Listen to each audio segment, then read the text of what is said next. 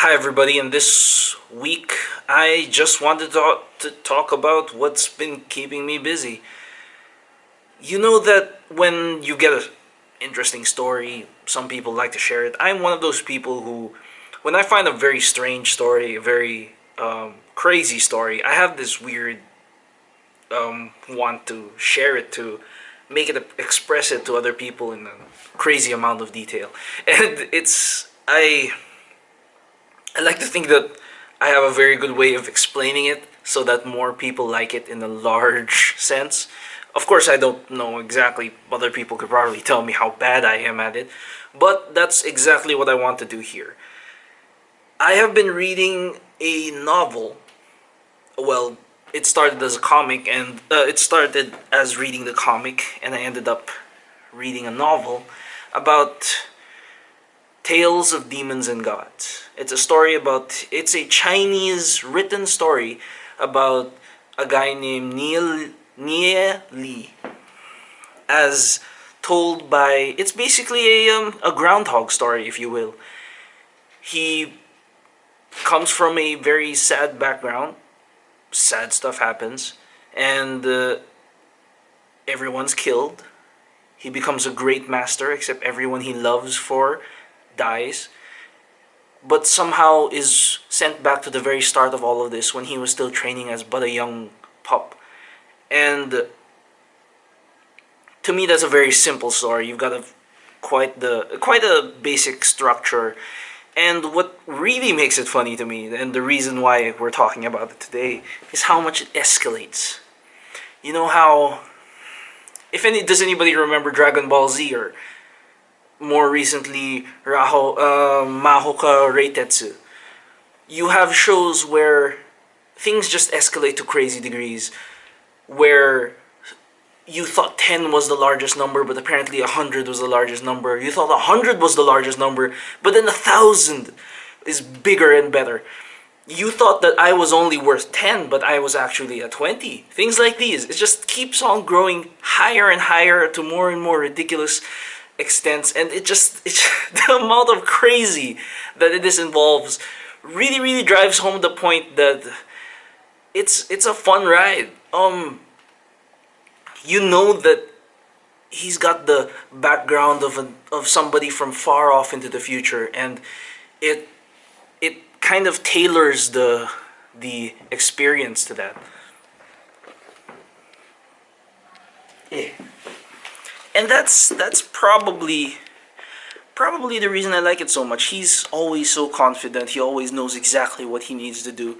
Sometimes he doesn't, and luck comes across him, but because of his extreme knowledge, he finds out things that many other people probably never knew about, and those minuscule details are what drive him forward to an almost ridiculous amount of foresight. And it's just funny to me because it's just, when you get right down to it, it's basically Dragon Ball all over again, where this is not my final form, let me get stronger, let me get stronger, let me get bigger, let me get more muscular, but in an intellectual way.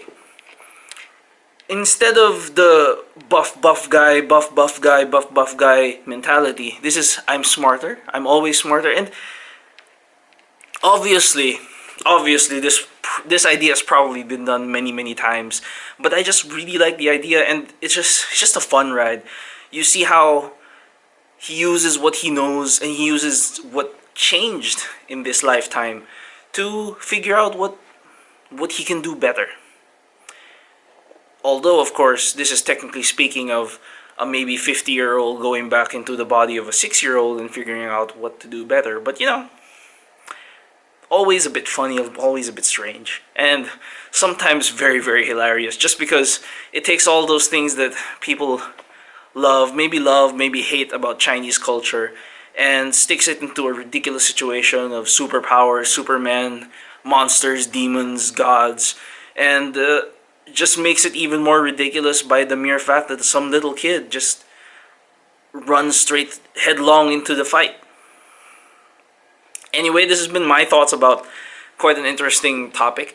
If you're interested in it, there is a novel in Chinese. I would prefer that just because it's more complete. There is a comic, but it hasn't gotten very far. And although I do like the fact that there's art, really gets you going. It only lasts maybe 50 chapters, and as of this as of this recording, there are 300 plus chapters of the novel, and I am only at 210. And I think the comics are very short. Each chapter is a web comic, very short. It takes a long time to get through it. It's like some sort of great odyssey, one would say. And it's just been a fun ride all throughout. I can remember many of the details, and they come back to haunt or come back to into focus because it pushes things forward, and that's always fun. It really feels like a living, breathing world where, for some reason, every single culture looks like a Chinese culture. It's kind of strange, but really, you can take it or leave it. But those were my thoughts. Anyway, this has been Extreme Wirehead, just giving you a look at what I've been stuck with. It's been bugging me all week about reading this crazy story. It just keeps getting crazier and crazier. Yeah. Anyway, see you next time. Peace.